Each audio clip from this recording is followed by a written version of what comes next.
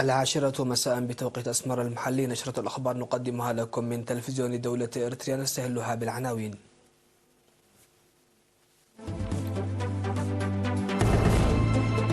مؤسسة الأبحاث الزراعية الوطنية تقيم أعمالها. تكريم أعضاء قوات الدفاع في عتكريزان.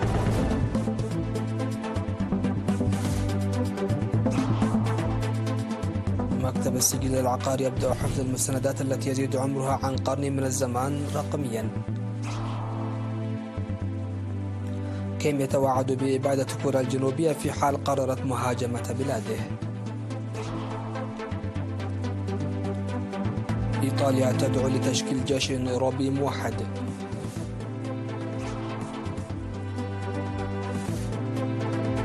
ومسلحون يقتحمون إحدى قنوات التلفزيون في الإكوادور. أهلا بكم إلى تفاصيل النشرة. قيمت مؤسسة حلحلة للأبحاث الزراعية في 9 يناير نشاطها السنوي بحضور وزير الزراعة السيد رفعين برهي وحاكم الإقليم الجنوبي السيد هبتاب تسفاسيون ومسؤولو وزارة الزراعة وإدارة الإقليم الجنوبي والخبراء والباحثين الزراعيين.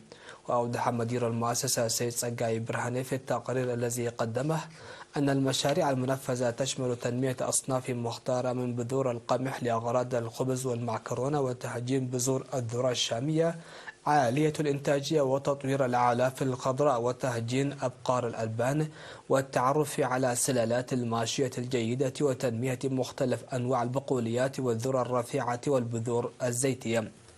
في غضون ذلك تم إجراء أبحاث زراعية على 13 صنفا من الخضروات والفواكه، وتم اختبار البذور الزيتية والموز، وكانت النتائج واعدة وسيتم طرح بعضها للشعب في العام المقبل.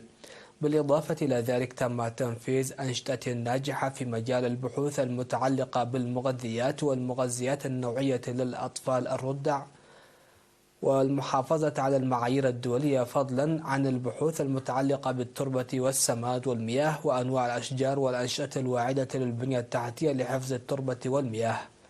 بالإضافة إلى إعداد البنية التحتية لإطالة عمر تخزين البصل، أيضا أحد إنجازات المؤسسة الوطنية للبحوث الزراعية. وذكر التقرير أن إنجازات عام 2023 تمثلت في تنمية العلف الأخضر وتربية أبقار الألبان وتهجين أبقار الألبان المختارة بنسبة 85%، بالإضافة إلى تسريع نمو العجولة.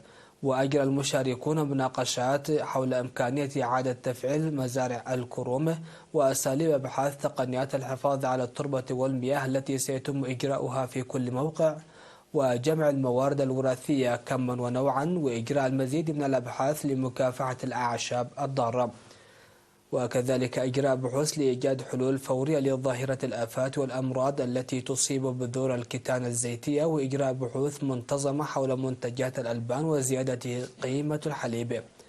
وقال وزير الزراعة السيد رفعين برهي في ختام الاجتماع أن الأنشطة الزراعية المتقدمة تعتمد على البحث، موضحا بأن شح الأمطار تحدي وطني طبيعي، مما يتوجب الدفع بأنشطة حماية التربة وحفظ المياه بمشاركة شعبية واسعة. وقدم توصيات وتوجيهات لتطوير التنمية المروية والبذور وتحديد أنواع لغذاء الإنسان والحيوان والاستخدام السليم والكفؤ للأسمدة الطبيعية وتطوير نماذج الزراعة الطبيعية وحل تحديات الغذاء الحيواني وتطوير الزراعة في المدن والزراعة الأسرية لتوفير الغذاء للجميع. يقع المقر الرئيسي للمعهد الوطني للبحوث الزراعية في حلحلة بمديرية دباروا.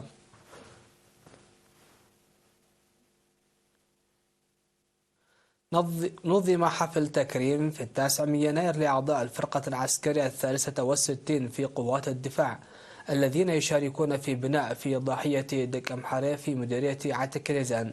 وفي كلمته في الحفل الذي حضره حاكم إقليم عنسبة السفير عبد الله موسى وقائد القيادة الوسطى العميد تخلي كفلاي، شكر مدير مديرية عتكريزان السيد إدريس محمد حامد أفراد قوات الدفاع العاملين في التنمية، وذلك لمساهمتهم في بناء مقبرة الشهداء في دك قبرو ومدرسة هبرنقاء إلى جانب بناء سد قمحرب. وأكد قائد الفرقة العسكرية المقدم منقس آب ساميل على الاستعداد الدائم لإعمار البلاد التي أمنت استقلالها وسيادتها بدماء وحياة الأبطال، موضحا بأن البرنامج يعكس اتحاد الشعب والجيش. وشكر حاكم إقليم عنسبة السفير عبد الله موسى منظمي الحدث، وقال إن مشاهدة جيل الشباب تدعيم بطولات الدفاع عن السيادة في التنمية له مضمون كبير.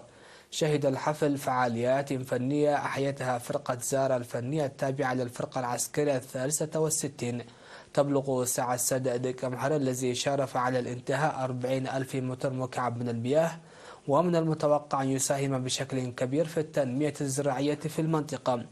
من ناحية أخرى، تفقد السفير عبد الله موسى والعميد تخلي كفلي التقدم المحرز في سد قبرو، وبحثا مع المختصين حول دوره في برامج التنمية.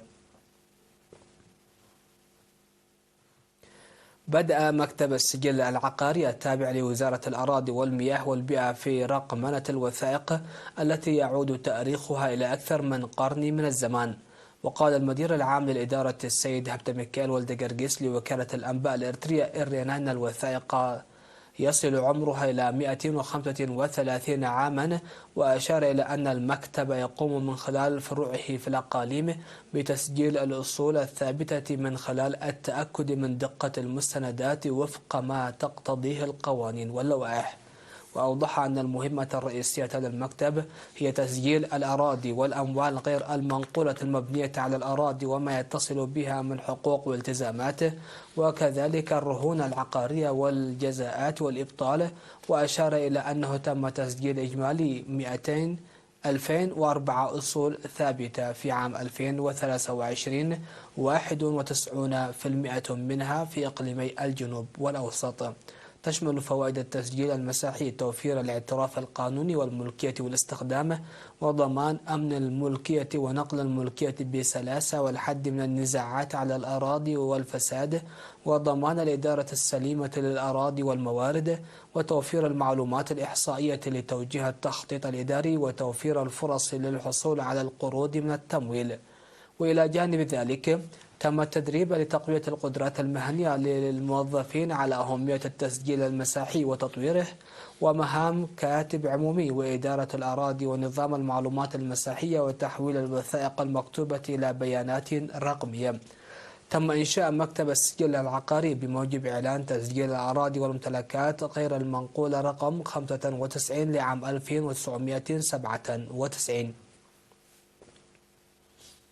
فتحت شركة حارات للنقل خطا جديدا من مدينة مندفر إلى مدينة والتاف إلى مدفأ والتاف في مديرية ابن حيلي في 5 يناير.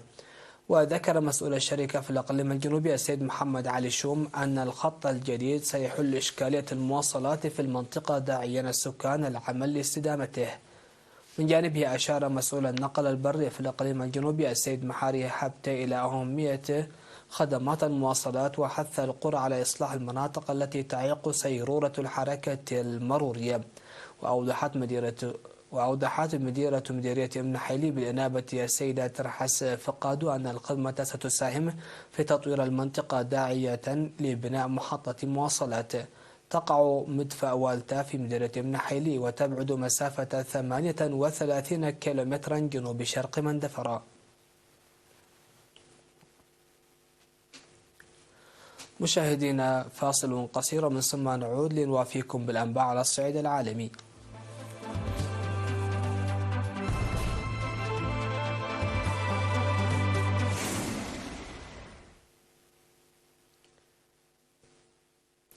على الصعيد العالمي مشاهدينا الأكارم، أكد زعيم كوريا الشمالية كيم جون أون ضرورة تعزيز الردوع النووي لبيونغ يانغ، معلنا عدم تردده في تدمير كوريا الجنوبية إذا قررت مهاجمة بلاده وفقا لوكالة الأنباء الرسمية.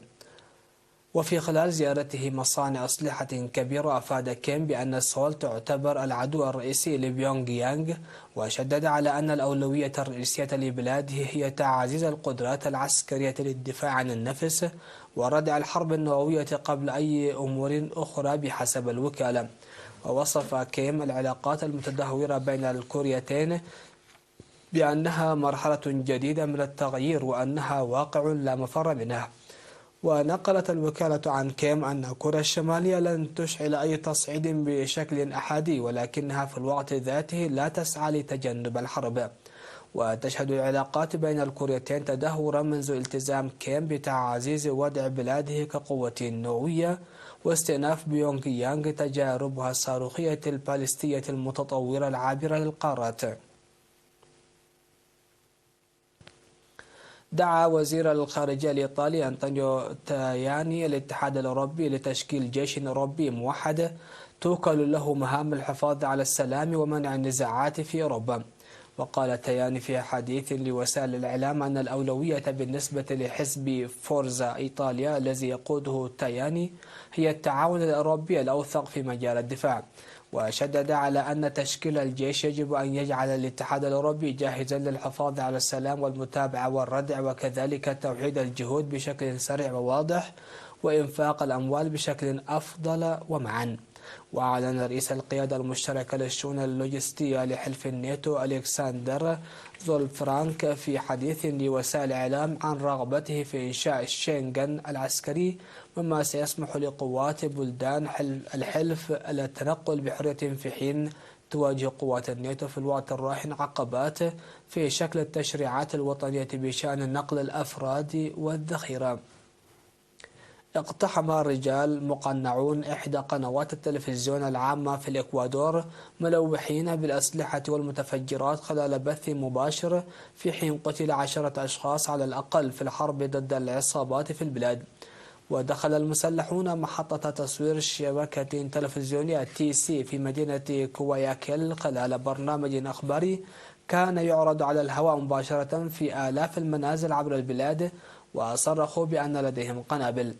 وبينما لم يقتل أحد في الهجوم، أعلنت السلطات اعتقال جميع المقتحمين الذي بلغ عددهم 13، وسيتم توجيه التهم الإرهابي إليهم. ولم تعلن السلطات عن هوية الفاعلين وراء اقتحام محطة التلفزيون أو سلسلة الهجمات الأخرى التي هزت البلاد مؤخرا. وبعد وقت قصير من اقتحام المسلحين للمحطة، أصدر الرئيس دانيال نوبو مرسوما يحدد فيه 20 عصابة تعمل في تجارة المخدرات في البلاد ضمن قوائم المجموعات الإرهابية، ويأذن للقوات المسلحة بتعطيلها وفقا لحدود القانون الدولي الإنساني. الخبر الأخير في هذه النشرة صنف عام 2023 باعتباره العام الأكبر حرارة منذ عام 2850 وفقا لتقرير صدر عن خدمة كوبرنيكوس لتغير المناخ التابعة للاتحاد الأوروبي. وبلغ متوسط درجة الحرارة العالمية 14.98 درجة مئوية في العام الماضي، وذلك بزيادة قدرها 0.17 درجة مئوية مقارنة بعام 2016، العام الذي كان الأكثر حرارة سابقا وفقا للنتائج الواردة في تقرير أبرز المعالم المناخية العالمية لعام 2023. واعتبارا من يونيو فصاعدا، شهد كل شهر في عام 2023 درجات حرارة أعلى من أي فترة مماثلة في التاريخ المسجل، مع وجود شهري يوليو وأغسطس باعتبارهما أكثر الشهور حرارة. وذكر التقرير أنه للمرة الأولى كان كل يوم خلال العام الماضي أعلى بدرجة مئوية واحدة على الأقل فوق مستوى فترة ما قبل العصر الصناعي في ذلك الوقت من العام. مشاهدينا الأكارم، نختم نشرة هذا المساء بتذكير أهم وأبرز العناوين.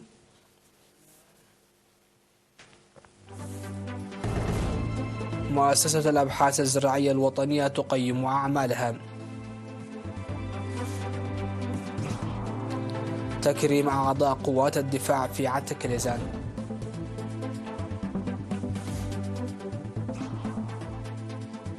مكتب السجل العقاري يبدأ حفظ المستندات التي يزيد عمرها عن قرن من الزمان رقميا.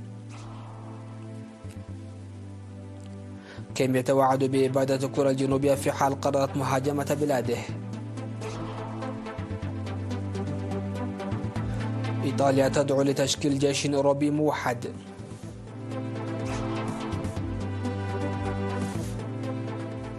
ومسلحون يقتحمون إحدى قنوات التلفزيون في الإكوادور. هكذا مشاهدينا الأكارم نكون قد وصلنا وإياكم إلى نهاية نشرة هذا المساء. هذه تحيات وتحيات الفريق العامل، والسلام عليكم ورحمة الله.